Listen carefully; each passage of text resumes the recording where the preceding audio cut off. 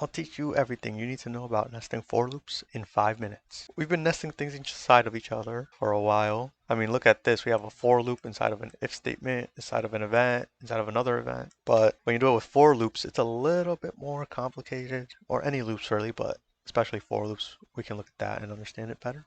But why would you want to do this anyways? Why would you want a for loop inside of another for loop? Well, essentially, you want to do this whenever you want something repeated every time something else is repeated. And it sounds a little bit crazy, I know, but let me give you an example. Let's say this is you and this is me. And for some reason, you want to walk around this block 3 times. But every time you go around the block, you also want to smack me 5 times. So what is that going to look like? I'll just make a little chart up here of the times you've gone around a block and the times you smacked me. So you go around the block 1 time, that's 1, and then you smack me 1, 2, 3, 4, 5 times. Then you go around again, that's 1, then you smack me 1, 2, 3, 4, 5 times. And then you go around once more, and then you slap me again 1, 2, 3, 4, 5 times. You see how you're repeating that one action, the slapping, for every time you complete another looping action, which is going around, because you're repeating going around, but you're also repeating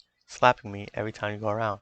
Let me show you something interesting you can do with this that doesn't involve me getting damaged. Let me make one for loop for row equals 0 to 100, going up in increments of 5, 2, and then we want to instance the part. Local part equals instance.new part, put it in workspace. And let me just make this part into a cube by changing the size to vector3.new 4, 4, 4. If we want to position this in a row, we can just do part.cframe equals cframe.new and set it equal to row 0, 0. So what's going to happen here? The first one is going to be put at 0, 0, 0, and it's going to loop around, make another part again. That second part is going to be put at 5 because it incremented 0, 0, 0, and then the next one will be put at 10, 0, 0, and they'll be put all in line. You see how they're all lined up in a row? So when I equals 0, then 5, then 10, 15, 20, and it goes up to 100. If we put another loop inside of here for column,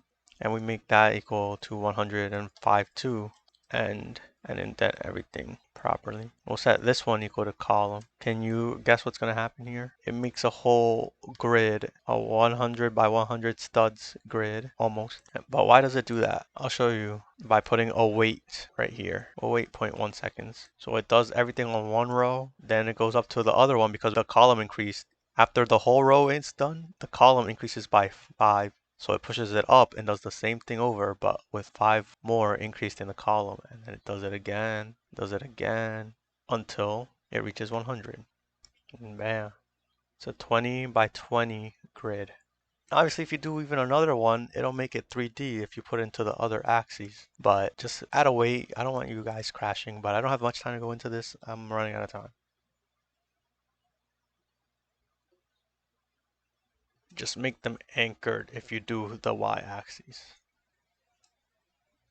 This is just a little thought experiment that I think you guys would find interesting, and hopefully it gets you like creative juices flowing. I don't know why I said that. I always thought that was a weird saying, and now here I am. I didn't have anything better to say. But yeah, try some cool stuff out with this. I think you could do some awesome stuff, man.